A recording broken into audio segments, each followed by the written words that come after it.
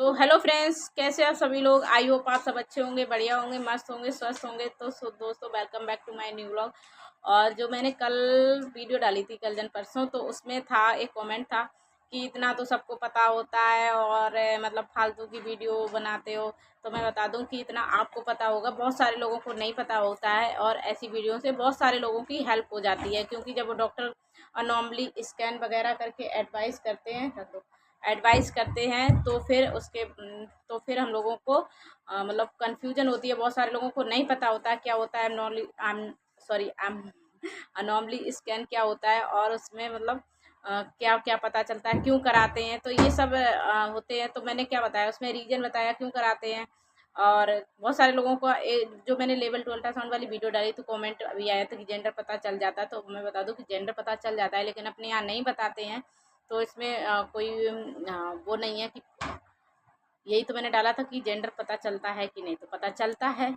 लेकिन बहुत सारे लोग यहाँ पे अपने यहाँ इंडिया में बैन है, तो इसलिए नहीं बताते हैं। तो इसमें ये तो नहीं है कि उसमें पता नहीं चलता है ना।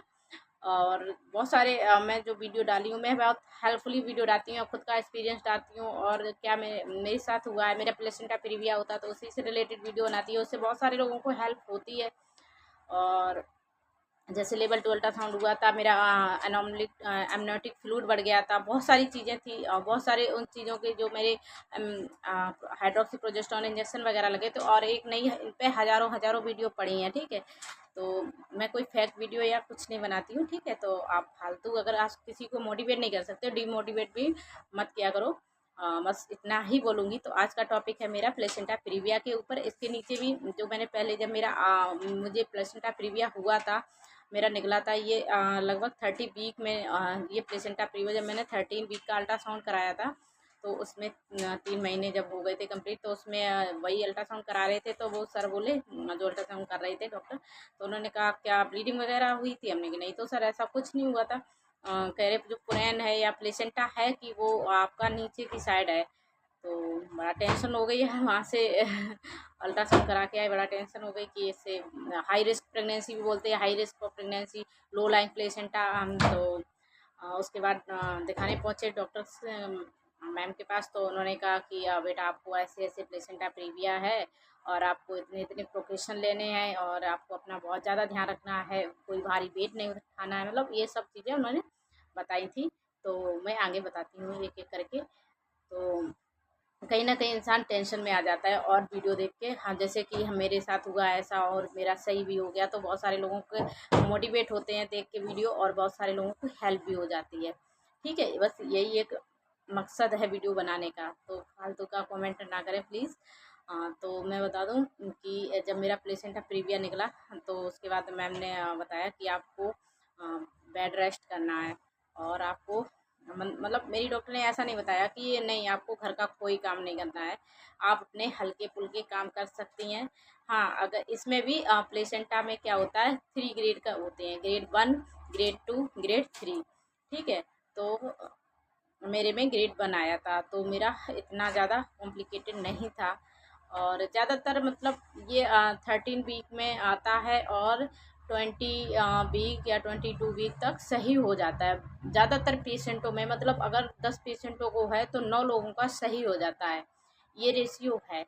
बाकी एक लोगों का कोई अगर ऐसा होता है जो कॉम्प्लिकेशन आगे तक जाता है या डिलीवरी तक जाता है। और अगर आपको प्लेसेंटा प्रीविया लास्ट टाइम है, डिलीवरी के टाइम है, और आपका बिल्कुल बच्चादानी का मुंह कवर है, तो आप नॉर्मल डिलीवरी के बारे में सोचना भी नहीं। आप अपनी जान और बच्चे की जान दोनों के साथ खेलते हैं, तो उसके लिए आपको सिर्फ और सिर्फ सी सेक्शन करवाना ही पड़ेगा, ठीक है। तो ये चीज़ बहुत ज़्यादा हेल्पफुल है, और इस चीज़ को आप मतलब बहुत सारे लोग इससे अपनी जान गंवा बैठते हैं कि नॉर्मल के चक्कर में, ठीक है। तो इस चक्कर में तो बिल्कुल ही ना पड़े। अगर देखो 01 ग्रेड 1 है, तो मतलब कि थोड़ा सा बच्चादानी के पास में है। और ग्रेड 2 है, तो जो प्लेसेंटा है वो बच्चादानी के मुंह तक पहुंच गया है। इसमें भी नॉर्मल देखो, ग्रेड 1 में भी नॉर्मल डिलीवरी होने के चांसेस रहते हैं, और ग्रेड 2 में भी होते हैं, क्योंकि उसने कवर नहीं किया होता है। और ग्रेड 3 में नॉर्मल डिलीवरी के कोई चांसेस नहीं होते। ग्रेड 3 में क्या होता है, जो प्लेसेंटा है वो पूरा ही बच्चादानी की मुंह को कवर करे हैं, पूरा सर्विक्स को कवर किए हुए है। तो वहाँ पे नॉर्मल डिलीवरी के कोई चांस नहीं होते हैं। ये है, तो आप अपने ग्रेड देख के पहचान सकते हैं कि आपका कितना सीवीटी लेवल पे है। ठीक है, दूसरा है और इसमें क्या क्या प्रिकॉशन रखने हैं।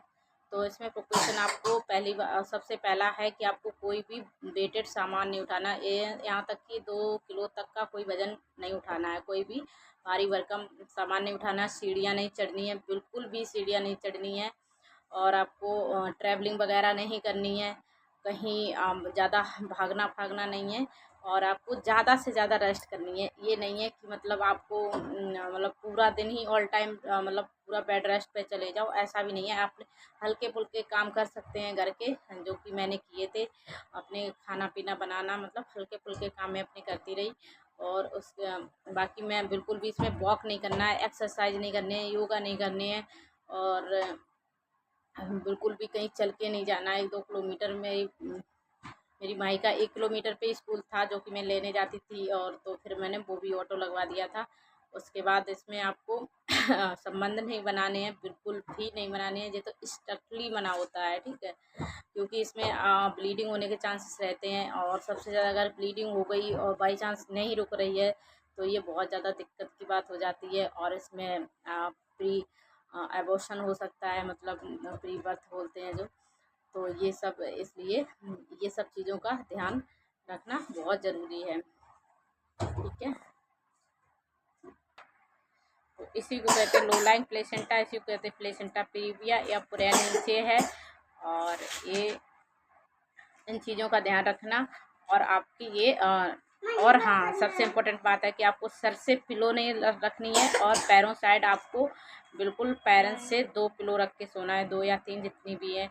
या फिर कोई वैसा गद्दा टाइप का हो अपना, उसको फोल्ड करके रख लें। तो ऐसे इस टाइप, मतलब पैरों की तरफ ऊंचा रखना है आपको। ठीक है, और आपको फालतू की, हम लोगों मैं जानती हूँ कि टेंशन तो बहुत हो ही जाती है जब कुछ ऐसी दिक्कत होती है, तो टेंशन नहीं लेना होता है, और आप एकदम से मस्त रह सकते हैं।